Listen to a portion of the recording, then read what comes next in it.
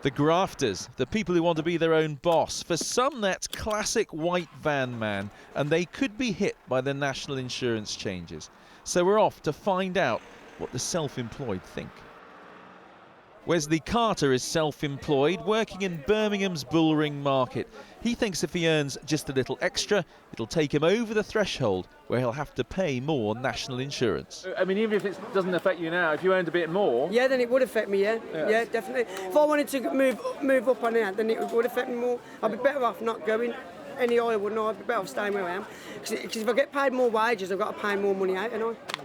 The Chancellor was in Dudley today promoting his idea of a Midlands engine to go along with the Northern powerhouse. But he kept having to justify his decision on those national insurance changes. I think the decision we've made is a fair decision to ask self-employed people to pay just a little more contribution for the services they receive.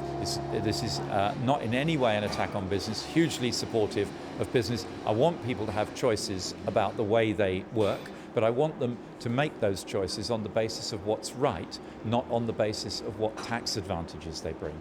Back in Birmingham, we found a white van man. Neil Wicklan is a self-employed floor layer. He expects to pay more national insurance, but he's ready to fund the National Health Service. If you're self-employed, you take the perks as well as the downfalls, and let's not be honest, some days you have them off when you want them off, so it's entirely up to us really how we want to work, but I still think it's worth every penny, and I don't mind paying.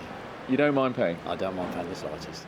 But the last Conservative manifesto promised not to raise national insurance. Some of the Chancellor's allies think he is now splitting hairs. I thought our manifesto meant there'd be no national insurance rises, and it's a little hard to make a technical explanation that we meant class 1 and not class 4. I think we'd be better off explaining why there's an issue here. White van man has helped deliver for the Conservatives in the past. This government has to be careful it doesn't drive them away.